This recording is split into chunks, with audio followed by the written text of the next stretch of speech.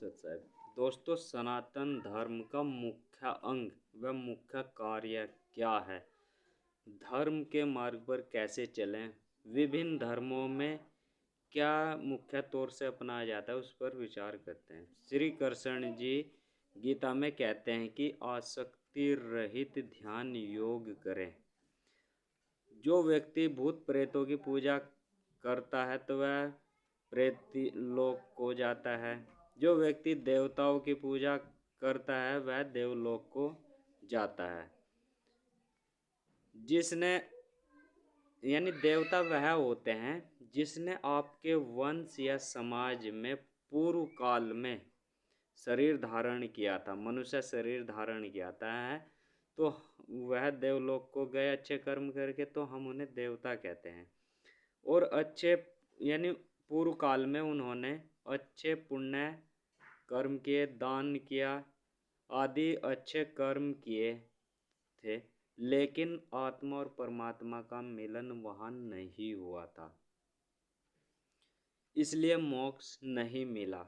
ये अगर हुआ भी है यानी त्रिकुटी तक ही कुछ हमारे जो देवता लोग हैं वह चमत्कार करते हैं, किया है उन्होंने, तो वह त्रिकुटी तक ही सीमित रहे थे ध्यान योग की, तो उनको मोक्ष नहीं मिला था और देवलोक में चले गए। तभी तो कहते हैं कि मनुष्य शरीर पाने के लिए देवता भी तरसते हैं, क्योंकि इसी शरीर से मुक्ति मिल सकती है। देवताओं को पता है कि हमने क्या गलती करी थी जब हमें शरीर मिला था, तो इसी शरीर के द्वारा आत्मा और परमात्मा का मिलन किया जा सकता है, जो कि आदि अनादि काल से शरीर के अंदर ईश्वर के द्वारा छिपाया गया मार्ग है। ध्यान योग करके आत्मा को परमात्मा से मिलाते हैं। ऐसा ही करने को भी श्री कृष्ण जी ने गीता में कहा है और इसी को गीता कहते हैं। यही गीता का सार है, ध्यान योग करना। और सभी सनातनी अधिकतर देवताओं की पूजा कर रहे हैं। यानी एक तरफ तो हम कह रहे हैं कि हम सनातन धर्म के लोग हैं, लेकिन दूसरी तरफ हम देवताओं की पूजा कर रहे हैं, तो हम यानी सही अर्थों में सनातन धर्म के मार्ग पर नहीं है। श्री राम जी, शिव जी, श्री कृष्ण जी आदि महापुरुषों ने, अवतारों ने ध्यान योग किया था, तो हम सभी लोगों को भी जो सनातनी हैं उनको भी ध्यान योग को अपने जीवन में अपनाना चाहिए। और आप क्या कर रहे हैं आप खुद अपना आकलन कर सकते हैं, इसको समझिए और उनसे कुछ सीखिए और फिर सनातनी बनिए।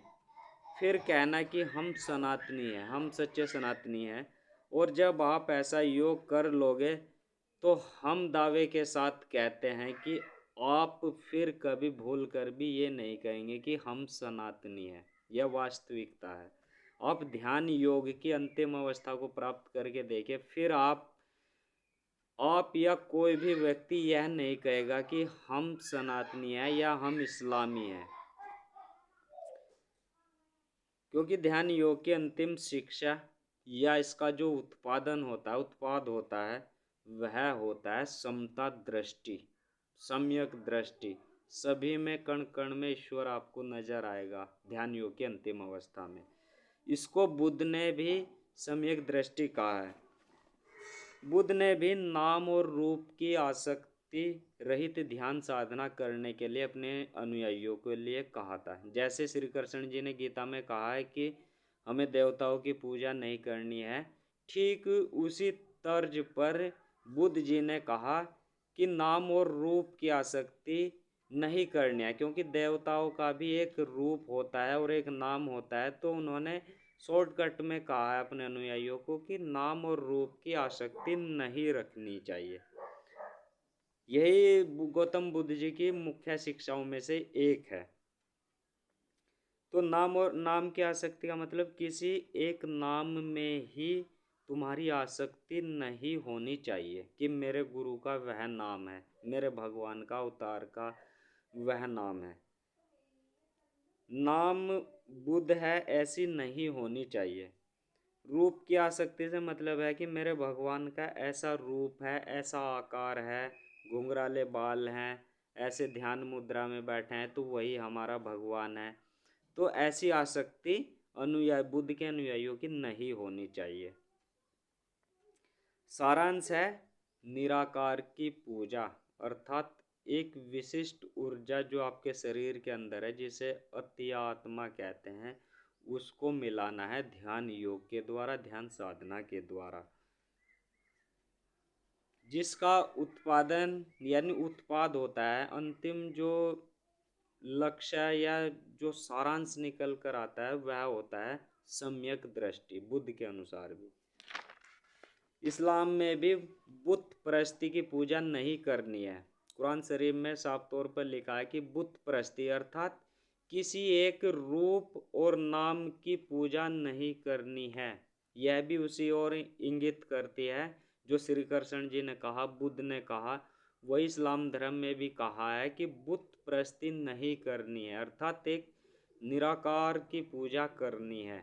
यदि आप निराकार की पूजा करते हैं तभी आपको मोक्ष व निर्वाण प्राप्त होता है। यदि आप नाम और रूप की यानी एक बुत की या किसी देवताओं की पूजा करते हैं तो आपको मोक्ष नहीं मिलने वाला है, तो निश्चित है, क्योंकि सभी महापुरुषों ने यही कहा है। क्योंकि आपकी आसक्ति, आपका मन अंतिम समय में उस रूप और नाम तक सीमित रह जाता है, ईश्वर में नहीं होता है। तो इस्लाम धर्म में भी कहा बुत परस्ती नहीं करनी है, बुत परस्ती की यानी पूजा नहीं करनी है, अल्लाह के नाम की तस्बीह करनी है, केवल नाम की तस्बीह करनी है इबादत के साथ, जिसका परिणाम होता है कि अल्लाह सर्वाधार है। जब आप इबादत करेंगे, इबादत एक ध्यान योग वाली प्रक्रिया होती है, जब आप ऐसा करेंगे मन को एकाग्र करके, तब उसका जो अंतिम परिणाम होता है तो वह होता है आपकी दृष्टि अल्लाह सर्वाधार है, यानी प्रत्येक जीव में आपको अल्लाह ही दिखाई देगा। तो यह इबादत का अंतिम उत्पाद है। ऐसा नजरिया इस्लाम धर्म के अनुयायियों का भी होगा। ईसाई धर्म में भी मन को फिराने वाली प्रार्थना करनी है, जिसको ईसा मसीह एकांतवास करने के लिए रात को जंगलों में चले जाते थे। यह बाइबल में वर्णित है कि ईसा मसीह जी जंगलों में एकांतवास करते थे। तो एकांतवास में क्या होता है, ध्यान योग ही होता है, और ध्यान योग के द्वारा ही मन को फिराया जाता है।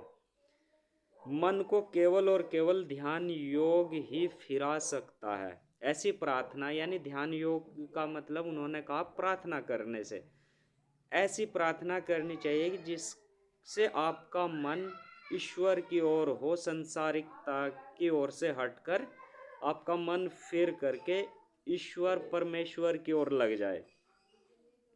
यानी अब मन संसारिकता में है इस समय साधारण मनुष्यों का, लेकिन जब हम ऐसी ध्यान योग वाली प्रार्थना करते हैं, एकांतवास वाली प्रार्थना करते हैं, तो यह काम क्रोध लोभ मोह से हट करके ध्यान योग के द्वारा इसको फिरा करके संसारिकता से मोड़कर आध्यात्मिकता की ओर, परमेश्वर की ओर लाना होता है। यानी मन को इस संसारिकता से फिरा करके ईश्वर परमेश्वर की ओर, आध्यात्मिकता की ओर लाना होता है, मोड़ना होता है। और इसका अंतिम उत्पाद होता है संपूर्ण समर्पण वाली स्थिति साधक की आ जाती है। यानी संपूर्ण समर्पण वाली साधक की स्थिति ध्यान योग के द्वारा, इबादत के द्वारा, मन फिराव वाली प्रार्थना के द्वारा आ जाती है, जिसमें व्यक्ति या साधक सभी से प्रेम करने लगता है, यानी पूर्णतः प्रेम